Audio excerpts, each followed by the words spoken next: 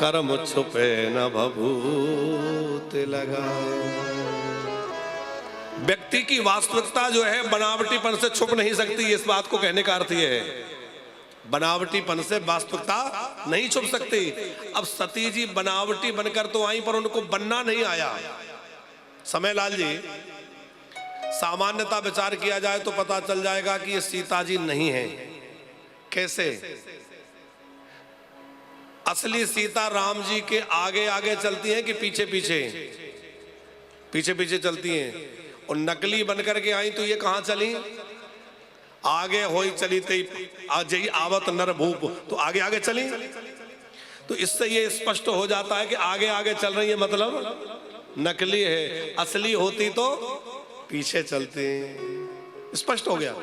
अच्छा, दूसरा भाव देखिए, जानकी माने भक्ति। राम जी ब्रह्म है, ज्ञान है, और जानकी मैया भक्ति है, लक्ष्मण वैराग्य है। तो असली भक्ति जो होगी वो भगवान के पीछे चलेगी, और नकली भक्ति जो होगी वो भगवान को पीछे छोड़ के आगे निकल जाएगी। तो किसी की भक्ति देखकर असली है कि नकली कैसे पता चले? आचार्य जी, जिसकी भक्ति भगवान को भी पीछे छोड़ दे और आगे निकल जाए समझ लो नकली है, और जो भगवान के पीछे पीछे चले समझ लो असली है। कई लोग होते हैं, भैया भगवान भगवान सब हटाओ, हमारे गुरुजी की फोटो रखो, यही भगवान है। आजकल ऐसे भी पंथ चल रहे, कोई भगवान नहीं, कोई विग्रह नहीं, कोई फोटो नहीं, हमारे गुरुजी भगवान है। सावधान हो जाना, क्योंकि जो भगवान को ही पीछे कर दे समझ लो बहुत गड़बड़ होने वाली है। भैया वहां तो हाथ जोड़ के प्रणाम कर लो। है माध्यम के द्वारा प्राप्त करना है परमात्मा को, और साधन तो भैया कुछ भी हो सकता है, पर साध्य तो परमात्मा है, प्राप्ति परमात्मा की होनी चाहिए। है? राम जी पहचान गए, और राम जी जब पहचान गए तो राम जी तो जान ही जाएंगे। अच्छा, राम जी सर्वज्ञ नहीं, राम जी सहज सर्वज्ञ हैं। सर्वज्ञ और सहज सर्वज्ञ में अंतर है भरतलाल जी। सर्वज्ञ वो है कि आंख बंद करके देखे और जिसको सब कुछ नजर आ जाए, वो सर्वज्ञ है। और बिना आंख बंद करे सहज रूप में ही जिसको सब कुछ पता हो, वो सहज सर्वज्ञ है। समझ में आ गई बात? ध्यान लगा के देखे सब कुछ समझ में आ जाए, वो तो सर्वज्ञ है। लेकिन बिना ध्यान लगाए, बिना आंख मूंदे सहज सब कुछ पता हो, वो सहज सर्वज्ञ है। और राम जी सर्वज्ञ नहीं, राम जी सहज सर्वज्ञ हैं, उनको सब कुछ अपने आप ज्ञात है। अब राम जी को लगा कि ये तो मेरी माताजी हैं, तो हाथ जोड़ के प्रणाम किया कि जोरी पानी प्रभु कीन प्रणामा, और पिता समेत लेना हाथ जोड़ के प्रभु ने प्रणाम किया। किसी ने पूछा आप प्रणाम क्यों कर रहे हैं? बोले इसलिए कि मैं परीक्षा देने वाला हूं, और ये परीक्षा लेने वाली है। तो परीक्षा लेने वाला बड़ा होता है, देने वाला छोटा होता है। तो परीक्षा लेने वाला जब आए तो परीक्षक को प्रणाम करना चाहिए, इसलिए मैं प्रणाम कर रहा हूं। पिताजी के साथ अपना नाम लिया, मैं दशरथ पुत्र राम आपको प्रणाम करता हूं। फिर भी सती जी को लगा कि शायद ऐसे ही कर रहे होंगे, बहुत दिन बाद देखें। लेकिन राम जी ने कहा कि कहा हो बहोरी कहा ब्रस के तू, और विपिन आके फिर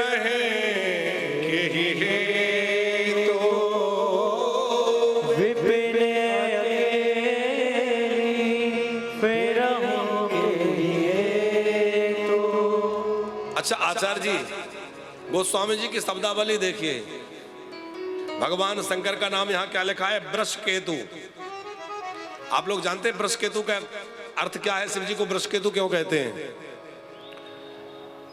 वृष माने बैल होता है, और वृष माने धर्म भी होता है। हमारे यहाँ धर्म को वृषभ का रूप में माना है, बैल के रूप में। वृषकेतु, केतु माने होता है झंडा, और वृष माने होता है धर्म, तो धर्म की ध्वजा को धारण करने वाले हैं भगवान शंकर, इसलिए उनका नाम वृषभध्वज है, वृषकेतु है। ठीक है, यही बात है ना। जैसे त्रिपुरारी नाम है भगवान शंकर का, क्यों है? उन्होंने त्रिपुर नाम के दैत्य को मारा, इसलिए उनका नाम त्रिपुरारी है। धर्म की ध्वजा को धारण करने से उनका नाम धर्मध्वज है, वृषभध्वज है, वृषकेतु है। तो भोले बाबा का ये नाम क्यों लिया?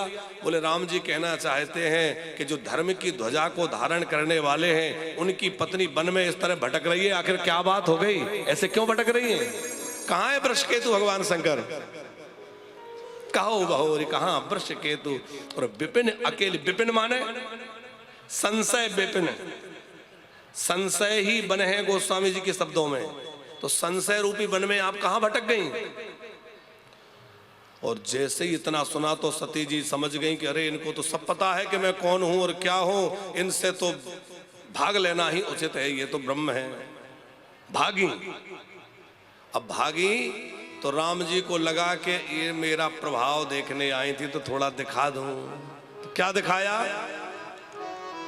जहां चेतो वही तहां प्रभु आसीना, जहां चित वही तहां प्रभु आसीना। और सेवत सिद्ध मुनीश प्रवीणा, सेवत सिद्ध मुनीश प्रवीणा। अब जहां नजर जाती है वहीं श्री सीताराम जी दिखाई देते हैं। अनेक सिद्ध मुनि उनका सेवन कर रहे, सेवा कर रहे हैं। अब सब जगह राम जी दिखाई दिए तो सती जी एक जगह आंख बंद करके बैठ गई। और भरतलाल जी, अभिमानी व्यक्ति को अपने निश्चय के विरुद्ध कुछ भी दिखाई दे तो वो आंख मूंदना पसंद करेगा, पर वो अपने निश्चय के विरुद्ध सत्य को देखना पसंद नहीं करेगा। अब सामने चारों ओर भगवान है और सती जी नयन मूंद बैठी मगमाही, आंख बंद करके बैठ गई। पर आंख बंद करने से सूर्य तो नहीं छिप जाएगा, जब आंख खोलोगे तो नजर आएगा। जाना राम सती दुख पावा, निज प्रभाव कुछ प्रकट जनावा। राम जी ने अपना प्रभाव दिखाया। सती जी भागती भाई भगवान शंकर के पास आई, भोले बाबा से आकर मिली। भगवान शंकर ने कहा देवी आ गई, अच्छा ये बताओ सब ठीक ठाक तो है, कुशल मंगल तो है? गई समीप महेश तब हंसी पूछी कुशलात। हंस के पूछा ठीक हो? अच्छा हंस के क्यों पूछा? इसलिए कि कहीं डर ना जाए कि शंकर जी नाराज तो नहीं हो गए, कहीं ये रुष्ट तो नहीं हो गए, तो हंस के पूछा, हंसी पूछी है? अब हंस के बोलो। अब कोई बच्चा डर रहा हो, डरते डरते सामने आए और माता पिता हंस के, और बेटा कोई बात नहीं, कैसे हो, ठीक हो, तो हंस के बोलेंगे तो उसका डर दूर हो जाएगा, इसलिए हंसी पूछी। अच्छा कुशलता क्यों पूछी? अभी तो गई थी थोड़ी देर पहले। बोले भैया जो भगवान पर अश्रद्धा करे, भगवान पर संशय करे, उसकी कुशलता में संदेह है, इसलिए कुशलता पूछ रहे हैं कि तुम ठीक हो कि नहीं हो। लीन परीक्षा कवन विधि, कैसे परीक्षा ली? कहा उस सत्य सब बात, सच सच कहना, झूठ मत बोलना। क्योंकि शिव जी ये क्यों कह रहे हैं सत्य बोलना? क्योंकि पता है कि अब झूठ बोल सकती हैं। ये बात तभी कहता है व्यक्ति सच बोलना जब उसको ये अनुमान हो कि ये व्यक्ति झूठ बोल सकता है। भैया सच्ची बताना। तो सती जी ने सत्य तो कहा नहीं, क्या कहा? कछुना परीक्षा लीन गोसाई, कछुना परीक्षा लीन गोसाई। अच्छा वही हुआ जिसका डर था। शिव जी को यही लग रहा था ये झूठ ना बोल जाए, और वो झूठ बोल गई। क्या? कछुना परीक्षा लीन गोसाई, कछुना परीक्षा लीन गोसाई। मैंने कोई परीक्षा ली ही नहीं। अब सरासर झूठ है कि नहीं? परीक्षा तो लिए। सती जी के जीवन में पहला दोष आया, एक संत पर श्रद्धा नहीं की। दूसरा दोष आया, भगवान की कथा नहीं सुनी। तीसरा दोष आया, भगवान पर संदेह किया। चौथा दोष आया पति की बात ना मानी, पांचवा दोष आया भगवान की परीक्षा ली, छठवा दोष आया कि भगवान शंकर से झूठ बोल गई। झूठ बोल गई कि नहीं सरासर, कछु ना परीक्षा ली गोसाई। अच्छा एक बात देखिए, एक झूठ को छुपाने के लिए कई झूठ बोलना पड़ता है, बोलना पड़ता है कि नहीं? वो एक ही बार में सच्चाई बता दो तो बहुत सारी झूठ बोलने से बचा जा सकता है। एक बार एक पिता अपने पुत्र को लेकर के कहीं जा रहा था, छोटा बच्चा साथ था, तो बच्चा जो है घर से निकला, पिताजी दुकान लगी है कुछ खिलाओ, पिताजी ने उसको कुछ खिला दिया। थोड़ा आगे बढ़ा, अब बाजार तो बाजार है, पिताजी ये दिलाओ, पिताजी वो दिलाओ, दिलाते दिलाते पिता परेशान हो गया। जैसे तैसे रेलगाड़ी में बैठे, अब रेलगाड़ी में भी कोई ना कोई आता रहता है, जो आए बच्चा हट करने लगे, ये दिलाओ। पिताजी समझाए, बेटा कितना खाएगा, इतना तो खा रहा है, घर से निकले तब से खा रहा है, अब बंद कर। तो बच्चा धीरे से कान में कुछ बोला, वो आचार्य जी जैसे कान में बोला, पिताजी ने तुरंत दिला दिया। अब बच्चे को बड़ा अच्छा एक मंत्र मिल गया, जैसे ही कुछ भी लेकर कोई आए, बच्चा मांगे और मांग रखे, पिता मना करे और बच्चा कान में कुछ बोले और पिताजी तुरंत दिला दें। ये देखते देखते आसपास वाले तो परेशान हो गए, आखिर बच्चा ऐसा क्या बोलता है, कौन सा मंत्र जानता है कि पिता के कान में फूंकता है और पिता तुरंत दिला देते हैं। लोगों से कहा, भैया हमसे रहा नहीं जा रहा, सच बताओ बात क्या है। बोले नहीं नहीं नहीं बताना पड़ेगा। तो वो व्यक्ति बोला कि देखो बात ये है कि बच्चा तुम्हें कितनी उम्र का लग रहा है? बोले होगा कोई 9-10 वर्ष का। बोले 10 वर्ष का नहीं, ये 13 वर्ष का है, पर ये इसका कद छोटा है तो देखने में तो लगता है 10 वर्ष के आसपास, लेकिन ये 13 का है और मैंने इसका आधा टिकट लिया है और ये बात ये जानता है, मैंने इसका आधा टिकट लिया है, ये बात ये जानता है। तो ये कान में कहता है कि या तो ये चीज दिला दो, नहीं तो टीटी अंकल आएंगे तो कान में बोल दूंगा कि मैं 13 का हूं, इन्होंने आधा टिकट लिया है। तो जितने में वो आधा टिकट आता उससे 4 गुना ज्यादा का ये खा गया। अच्छा होता कि पूरा लिया होता। तो ये बात समझ में आई, एक झूठ को छुपाने के लिए कितना प्रपंच करना पड़ता है। इसलिए भैया झूठ बोलने से बचो और सच्चाई कह दो, जो होगा सो होगा, पर प्रपंच से बच जाओगे। अभी भी सती जी कह देती कि मैंने अपराध किया, परीक्षा लेने गई, अब मुझे क्षमा कर दीजिए, तो भोले बाबा क्षमा कर देते, पर क्या कह दिया, कछुना परीक्षा लीने गोसाई, कछुना परीक्षा लीने गोसाई। भोले बाबा ने कहा जब परीक्षा नहीं लेनी थी तो गई क्यों थी, न जाती? बोले प्रणाम करने गई थी। अच्छा प्रणाम करने गई थी, तो कैसे प्रणाम किया?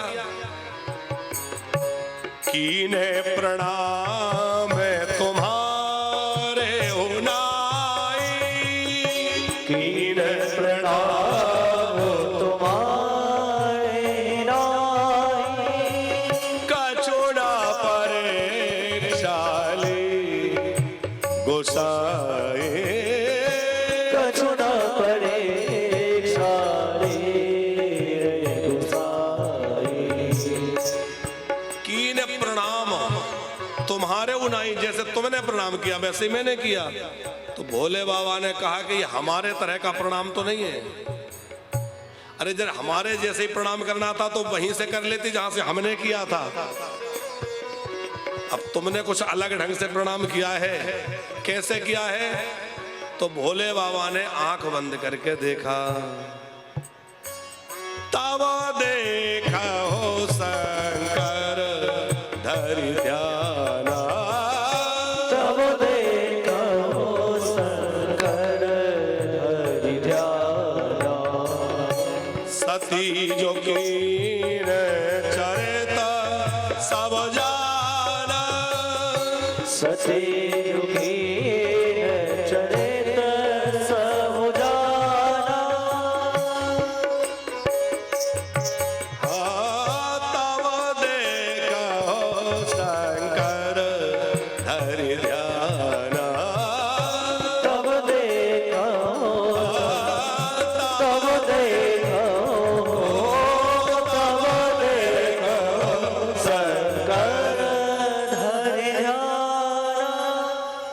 भोले बाबा ने ध्यान लगा के देखा तो सब समझ गए, अरे इन्होंने तो मेरी माँ का रूप बनाया, और जब मेरी माँ का रूप बना लिया तो अब इनके साथ मेरा पत्नी का व्यवहार नहीं हो सकता, अब तो ये मेरी माँ जैसे हो गए, मेरे साथ पत्नी का संबंध में ये नहीं रह सकती। मन ही मन भगवान शंकर ने सती का त्याग कर दिया और निश्चय कर लिया कि अब मेरा संबंध इनसे पत्नी का नहीं रहेगा। उसी समय आकाशवाणी हुई, जय हो जय हो जय हो, आपके जैसा प्रण कौन कर सकता है, धन्य है महादेव। अच्छा, आकाशवाणी किसने करी भरतलाल जी? अब यहां स्पष्ट तो लिखा नहीं किसने करी, तो लोग यही समझते हैं देवताओं ने करी, पर हमने महापुरुषों से सुना है कि राम जी ने करी। तो राम जी ने क्यों करी? क्योंकि राम जी के और शंकर जी के कई तरह के रिश्ते हैं। एक तो एक दूसरे के स्वामी हैं, एक दूसरे के सेवक हैं, और एक दूसरे के सखा हैं, मित्र हैं। तो मित्र भाव से राम जी ने चुटकी ली कि जरा देखते हैं, घर का आनंद लें, जय हो जय हो, क्योंकि सती जी से छुपा रहे थे। अब जैसे ही कहा कि आपने गजब की प्रतिज्ञा करी है, आप जैसी प्रतिज्ञा कौन कर सकता है, तुरंत सती जी बोली, अच्छा सच बताओ आपने क्या प्रतिज्ञा करी? भोले बाबा बोले, भगवान जैसे तैसे घर के झगड़े को टाल रहे थे, आपको ये आकाशवाणी करने की क्या आवश्यकता थी? अरे अच्छे भले हम मन में त्याग देते, कहते कुछ नहीं, और आप भी ना बड़े कौतुकी हैं। अच्छा, हमारे ठाकुर जी कौतुकी हैं, और भगवान को कौतुकी शब्द से बहुत बार प्रयोग किया है गोस्वामी जी ने। आप मानस पढ़िए तो उसमें कितनी बार राम जी को, ठाकुर जी को कौतुकी शब्द से प्रयोग किया है। भगवान परम कौतुकी है। अब सती जी हट करने लगी, बताओ कीन कवनपन कहु कृपाला और सत्य धाम तुम दीन दयाला। देखो तुम झूठ मत बोलना, तुम सत्य धाम हो, सच सच कहना। अच्छा, खुद झूठ बोल गई तो कुछ नहीं, वो भोले बाबा से कह रही हैं आप झूठ मत बोलना, सच बताओ क्या प्रतिज्ञा करिए। झूठ बोलने वाले ऐसे ही होते हैं, खुद खूब बोलेंगे और सामने वाले से कहेंगे देखो झूठ मत बोलना, मुझे झूठ बिल्कुल पसंद नहीं है। बोलते हैं कि नहीं? अरे खुद झूठ बोल रहे हो, पसंद नहीं है तो बोलना छोड़ दो।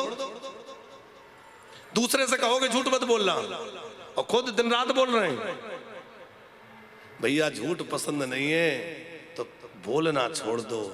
किसी से बुरा सुनना पसंद नहीं है तो बुरा बोलना छोड़ दो। किसी से गाली सुनना पसंद नहीं है तो गाली देना छोड़ दो। अपमान पसंद नहीं है, अपमान करना छोड़ दो। अपने आप सब ठीक हो जाएगा। और हम कुछ नहीं छोड़ेंगे, दूसरों से कहेंगे। है? सती माता कहने लगी सच सच बताओ। अच्छा, भोले बाबा सच्चाई बता नहीं सकते और झूठ बोल नहीं सकते। झूठ कैसे बोलते हैं? और सच्चाई बताएं तो गड़बड़ हो जाएगी। तो भोले बाबा क्या बोले? अच्छा देवी सुनो, मुझे ये कथा याद आ रही है। तो भोले बाबा कथा सुनाने लगे। अब कथा सुनाने लगे तो भोले बाबा की कथा कोई हम जैसे थोड़े ही है कि 3 घंटे चले है। भोले बाबा की कथा तो ऐसी है कि बरसों बरस बीत जाए, पूरी ना हो। तो हमारे तो 3 घंटे में भी लोग घड़ी देखते हैं बार बार कि कब 1 बजेगा है। ऐसे आप लोग तो बहुत अच्छे श्रोता हैं कि बिल्कुल मन लगा के सुनते हो, खूब मन से बैठे रहते हैं। कई बार ऐसा होता है, लोग बार बार देखते हैं कि घूमने जाना है, कितना टाइम हो गया, महाराज जी बंदे ही नहीं हो रहे। सच्ची बात बताएं आचार्य जी, अभी वृंदावन में एक बार कथा कर रहे थे, लगभग 1 वर्ष का टाइम हो गया।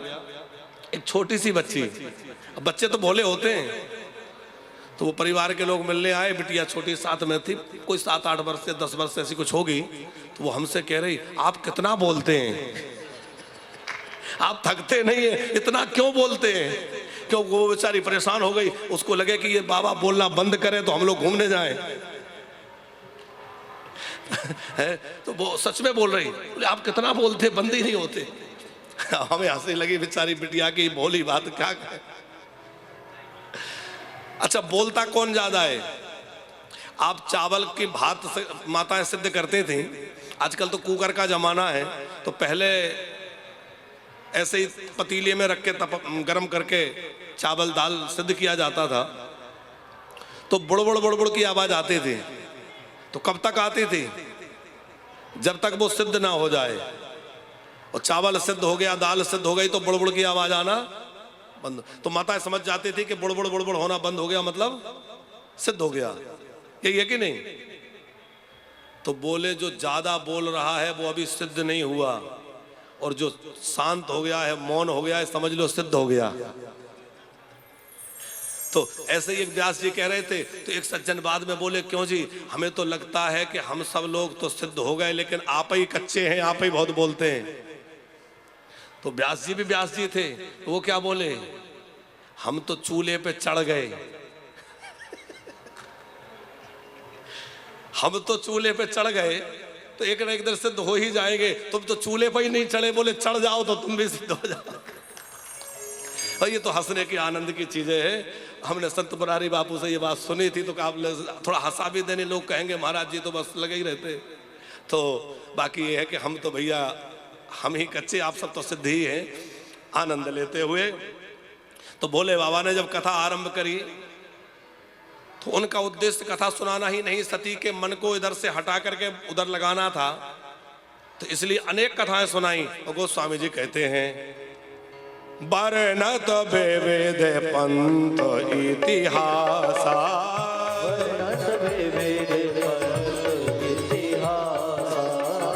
विश्वनाथ पहुँचे कैलासा,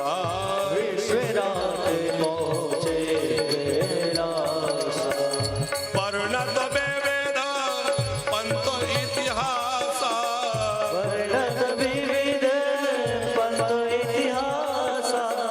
विश्वनाथ पहुँचे कैलासा।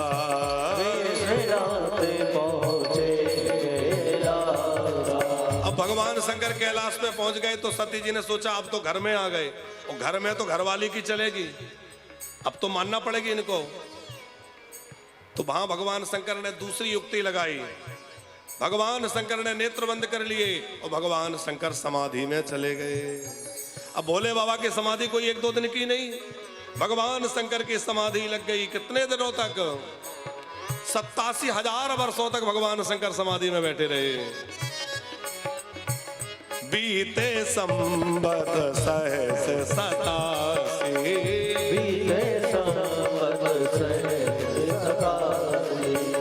तजी समाधि शंभु अविनाशी,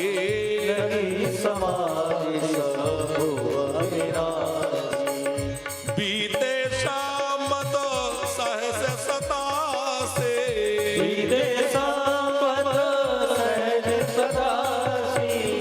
तजी समाधि शंभु अविनाशी,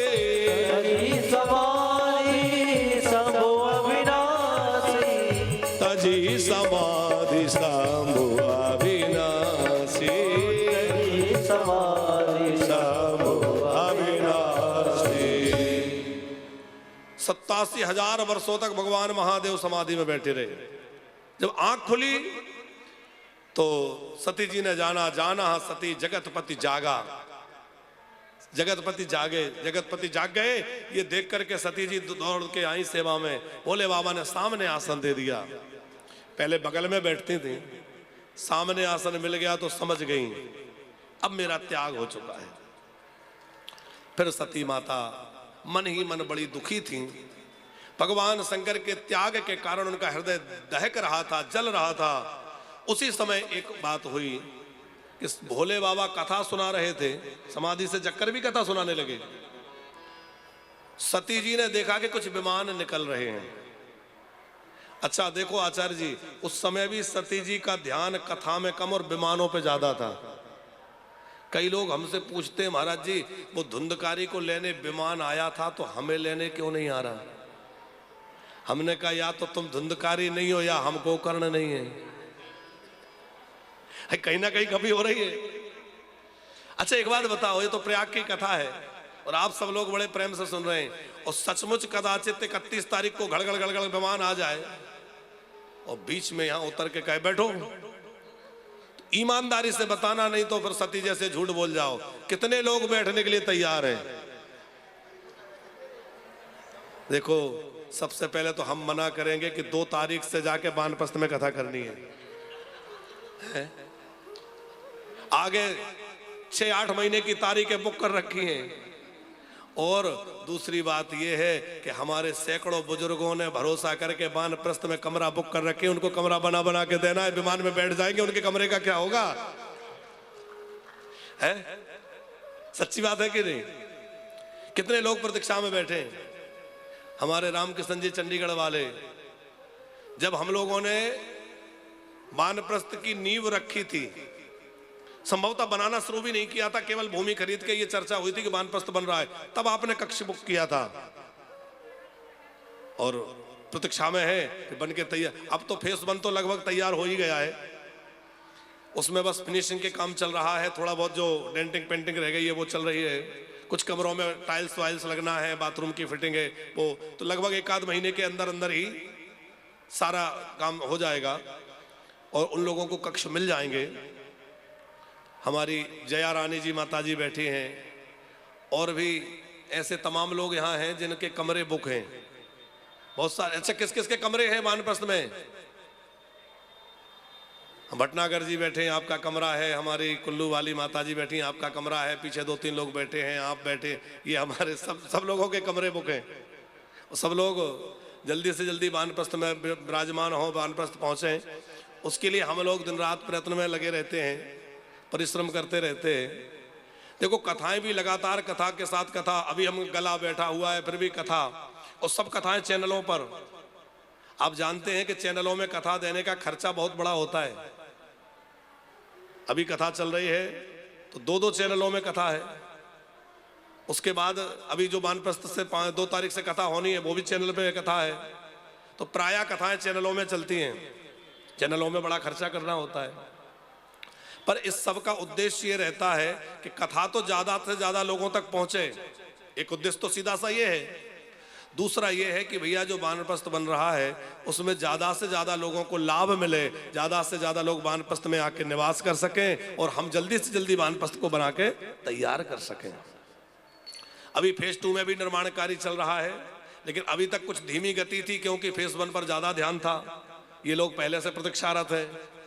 अब फेज 1 कंप्लीट होते ही फेज 2 में काम तेजी से होगा, क्योंकि यहाँ जो कार्य चल रहा था अब वो पूरी शक्ति, श्रम और संपत्ति वहां व्यय होगी, अब वहां खर्चा होगा, तो जल्दी से जल्दी फेज 2 बन जाएगा और हमारे बुजुर्गों को रहने के लिए सब सुविधा मिले। इसलिए हम पूरा प्रयास ये कर रहे हैं कि बुजुर्गों को किन चीजों की परेशानियां होती हैं, उनको क्या सुविधाएं अनिवार्य हैं, उन पर विशेष ध्यान दिया जा रहा है।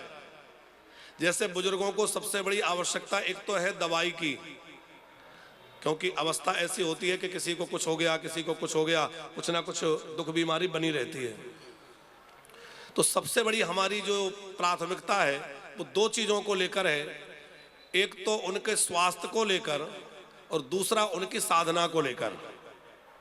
स्वास्थ्य उनका अच्छा रहे इसके लिए वहां का वातावरण वैसा रखा जाए, इसलिए हमने खूब बड़ा गार्डन बनाया है, चारों ओर हरियाली, पेड़ पौधे लगाए फेज 2 में, ताकि पर्याप्त हरियाली रहे, प्रकृति का हरा भरा सुंदर वातावरण रहे।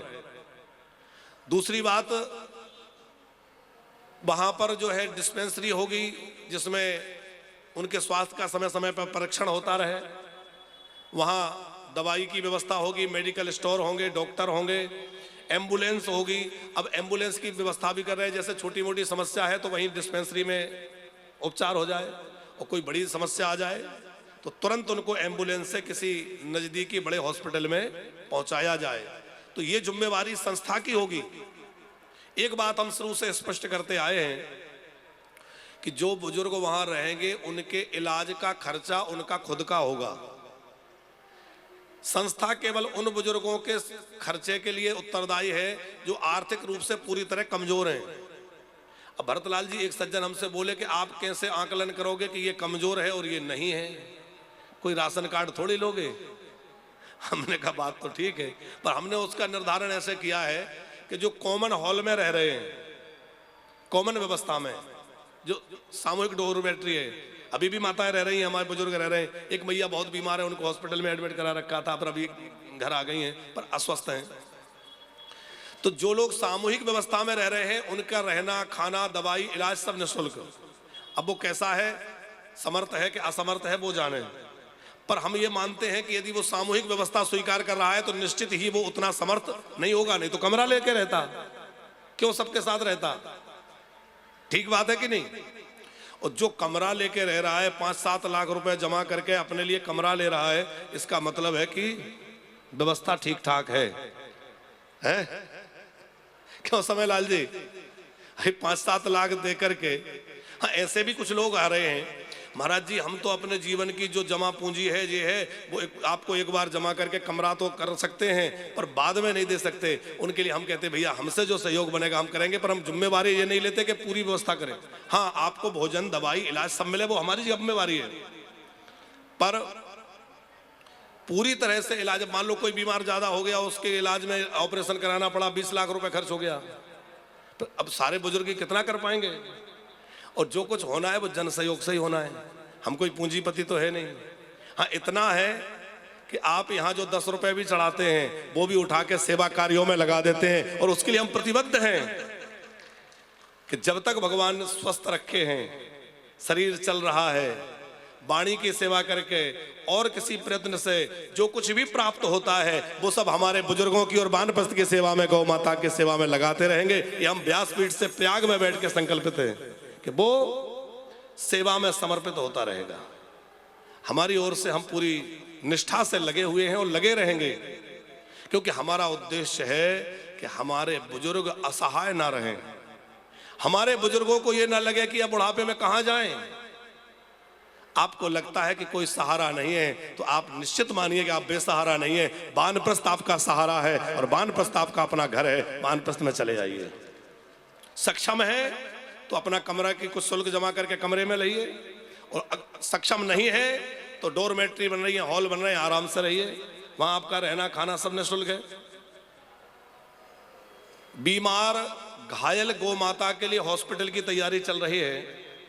अभी हम लोगों ने गौशाला तो बना ली है जिसमें गौ माता की सेवा हो रही है, गोवंश रह रहा है, पर और हम गौ माता की सेवा को बढ़ा सकें इसलिए उस गौशाला को और थोड़ी बड़ी करना है।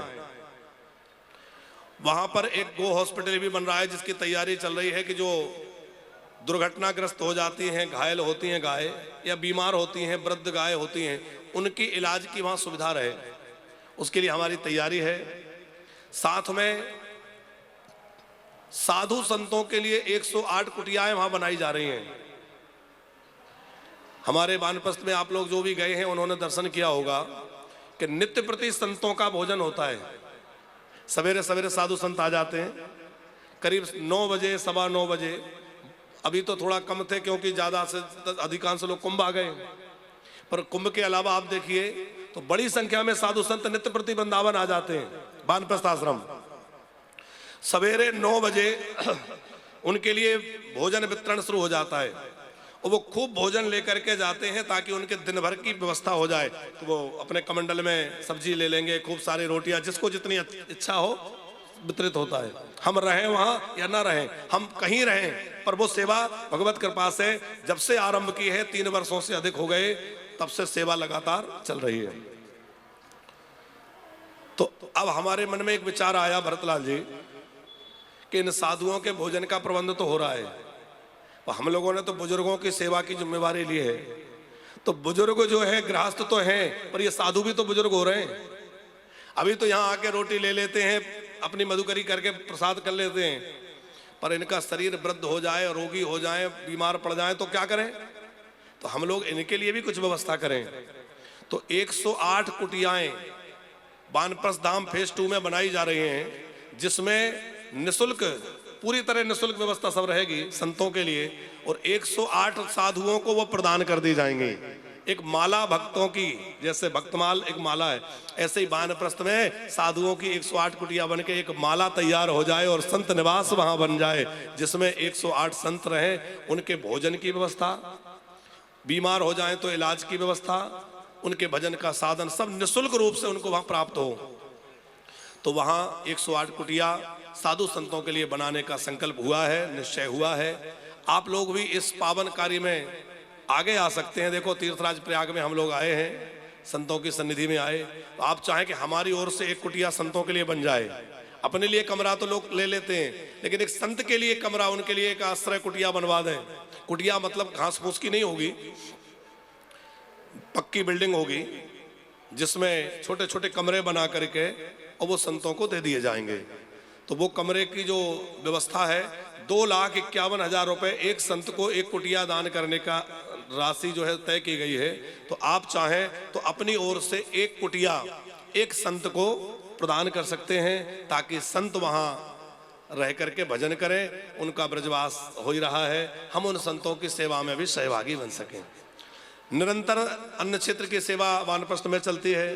आप चाहें तो उन साधु संतों के भोजन की व्यवस्था भी, एक दिन की व्यवस्था, एक समय की व्यवस्था, या जैसी सुविधा आपको भगवान ने सामर्थ्य दिया हो वैसा कर सकते हैं। क्योंकि अपने लिए तो सब करते हैं, खाने का सुख तो खूब देखा है, पर खिलाने का सुख देखिए साहब कितना आनंद है। आप याद आइए कितने बड़े बड़े भंडारे चल रहे हैं, कितने बड़े बड़े लोगों के अन्न क्षेत्र चल रहे हैं, साधु संत कितना बांट रहे हैं, बड़े बड़े महापुरुषों के कितने, यहाँ भी अपने आश्रम में जहां हम लोग हैं सवेरे से कितने लोगों का प्रसाद होता है। और जाइए आप देखिए, क्योंकि अन्नदान महादान है, जितना हो सके बांटिए बांटिए।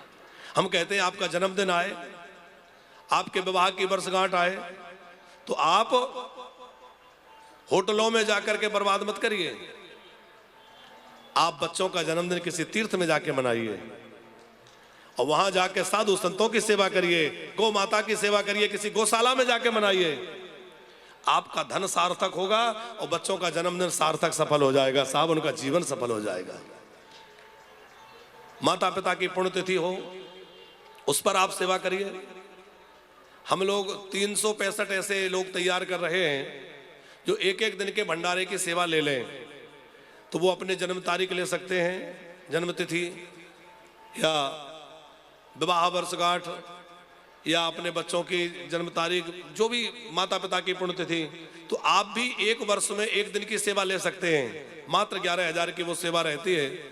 आप वार्षिक सदस्य बन के एक दिन की सेवा लेकर के और संत सेवा के कार्य से जुड़ सकते हैं।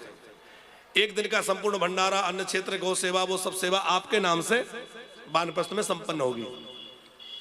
365 ऐसे लोग तैयार हो जाएं तो हम निश्चिंतों के कथा कहें, भगवान का भंडारा चलता रहे। और गौ सेवा के लिए भी हम लोगों ने ऐसे ही गो रोटी योजना चलाई है कि एक रोटी गाय के लिए आपके नाम से हमेशा निकलती रहे। प्रतिदिन गाय को रोटी देना चाहिए, पर आजकल घरों में सुविधा नहीं है, नहीं निकाल पाते, तो एक बार ही आपको एक राशि जमा करनी है। वो बैंक में फिक्स डिपॉजिट हो जाएगी और फिक्स डिपॉजिट में वो राशि रहेगी, तो उससे जो ब्याज मिलेगा उससे आपके नाम गोत्र से एक रोटी गाय को दी जाएगी।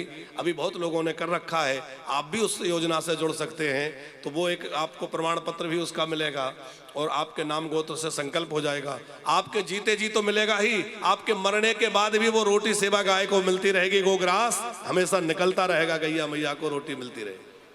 तो एक रोटी के लिए, एक गौ सेवा के लिए हमारे ओम प्रकाश साहब जी जो कि कोलकाता से हैं, खड़े होकर के कह रहे हैं कि महाराज जी एक दिन का हमारी ओर से, तो एक दिन का नहीं, एक रोटी वाली योजना में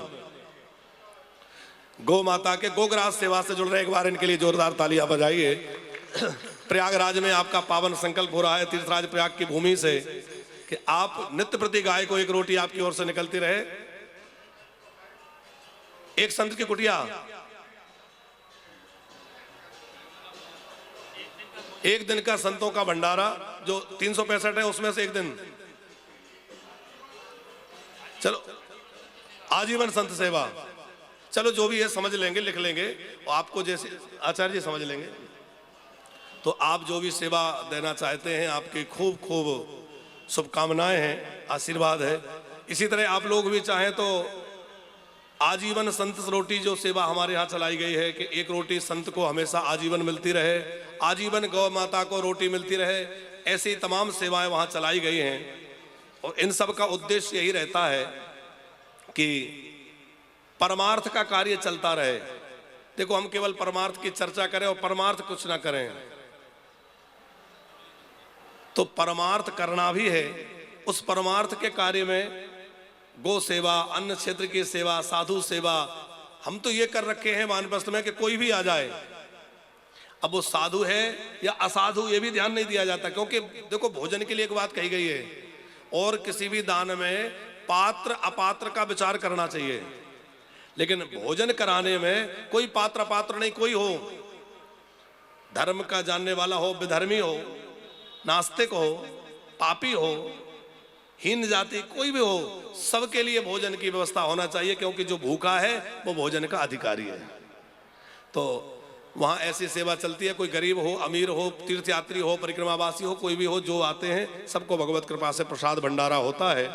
तो आप इन सब सेवाओं में जुड़ते हैं। और आप लोगों ने वानप्रस्थ के प्रति जो अपना विश्वास जता रखा है, बना रखा है, वो बनाए रखिए। और हम पूरा भरोसा आपको दिला रहे कि आपका विश्वास टूटने ना पाएगा।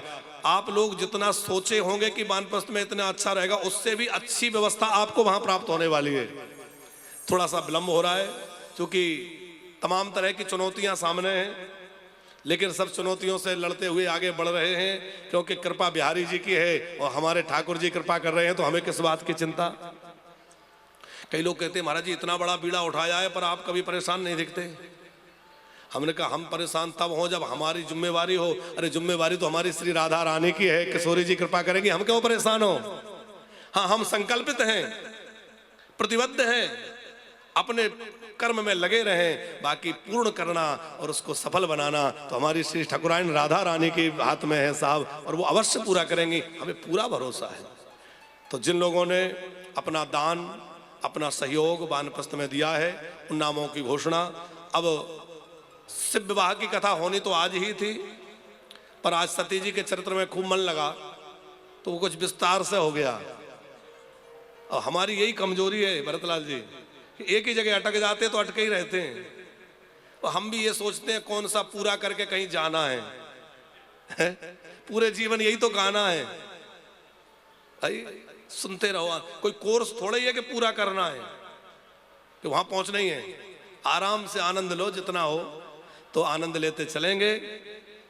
कल लेकिन इतनी जरूर पक्की बात है कि कल शिव जी का विवाह भी कराएंगे और राम जी का जन्म भी कल ही करा देंगे। तो कल पहले हम लोग शिव विवाह की चर्चा सुनेंगे और संक्षिप्त राम जन्म के कारणों को सुनते हुए कल ही राम जी का जन्मोत्सव मना लेंगे। तो कल आप लोग हो सके तो पीले पीले कपड़े पहन लीजिए। हम भी भैया ध्यान दिलाना, पीले कपड़े पहन ले, हमें भूल ही जाते हैं। तो हाँ, बाद में देखते हैं सब पीले पहने हो, हम रह गए, हम ही ने कहा था। तो थोड़ा लगना चाहिए, ठाकुर जी आ रहे हैं, और चाहो तो इसको सजवा लो, थोड़ा कुछ लग जाए, और बढ़िया आनंद से कल राम जी का जन्मोत्सव मनाएंगे। अभी कुछ नामों की घोषणा, तत्पश्चात भगवान की आरती। बोले भक्तवत्सल भगवान की जय। श्री सद्गुरुदेव भगवान की जय।